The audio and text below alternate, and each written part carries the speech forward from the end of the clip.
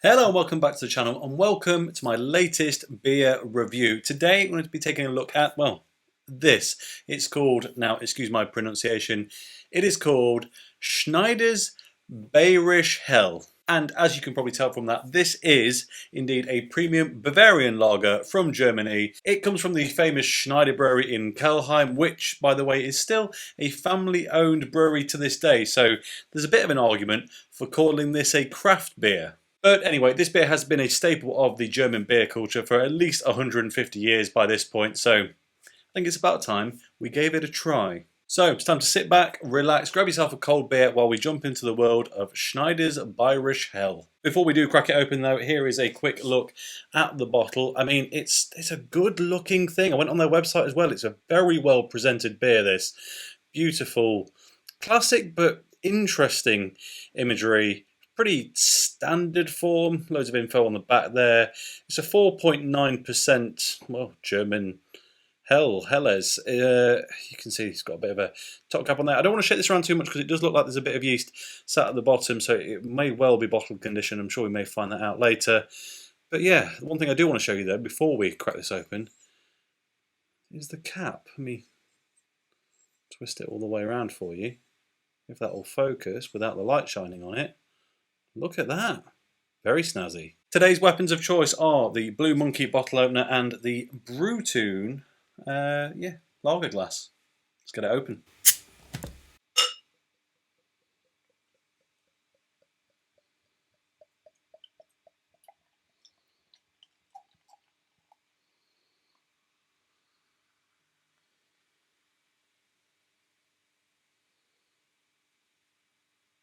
I don't think I need to say an awful lot looking at that. Beautiful, golden, thick, rich, foamy head to it.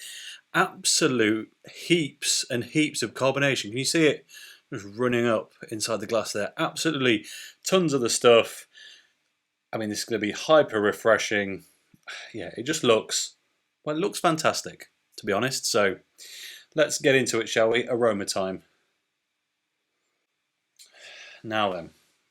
This does have, as you probably expect, a fresh, slightly floral, but big, almost dominating malt character to it. And you'd be right. But the malt profile here isn't bready or biscuity even. It's a pitch lighter than that. It's got a almost floral, herby quality to the malt. It's almost reminding me of like a, I don't know, something like a thyme and rosemary focaccia or something like, you know what I mean? It's bready, sure, but there's something else a little bit more organic going on. Right then, let's get into it, shall we? Cheers. I think it's probably going to come as no surprise that I like this beer. I've not tried it before, but classic German Helles, very rarely going to put me off. And this is no exception. My instant reaction to the flavour of this isn't, I think I've got a new favourite or I think it's the best, because it's not quite there, but what it does have is possibly a bit more complexity than a lot of the others, which, again, isn't a marker for absolute perfection, but it definitely makes it stand out a bit more.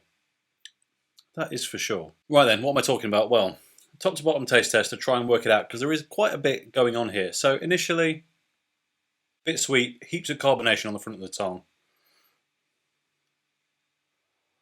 Second phase, actually, to be honest, there's not a lot of flavour there. It's quite, well, actually it's very refreshing.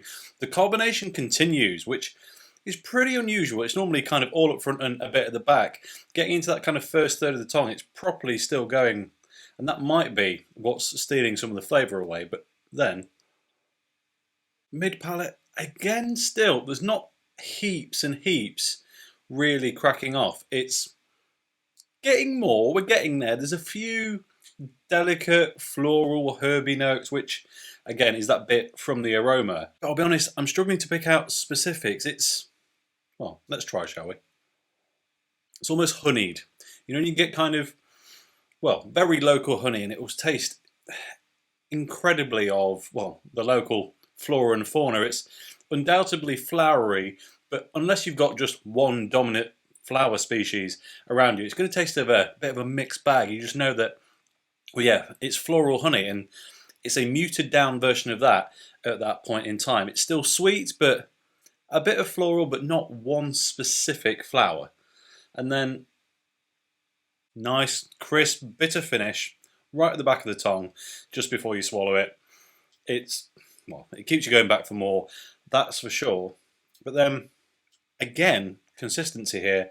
Not heaps of flavour. It's pretty just straight up until you swallow it and you get that aftertaste, because it does lose the floralness on the taste at that point.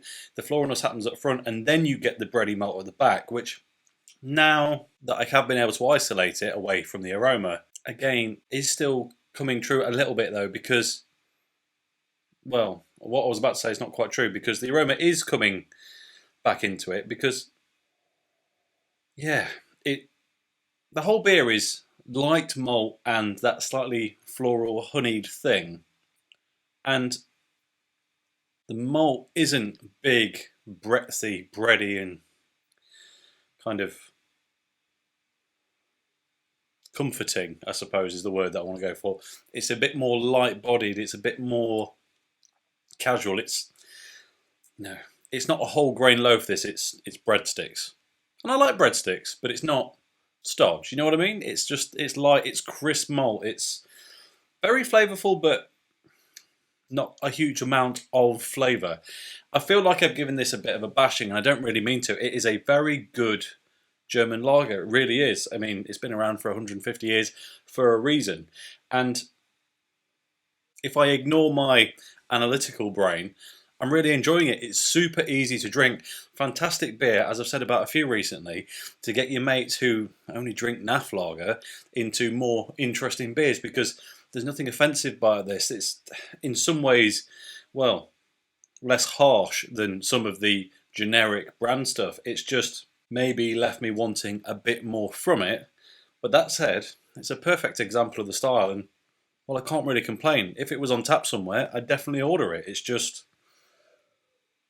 maybe a bit lighter and a bit too easygoing for someone who's really into picking out their beer notes and flavours. That said though, this is starting to warm up a bit now. I've got, well, 3/4 of the way through it, and that honeyed floral note is starting to develop.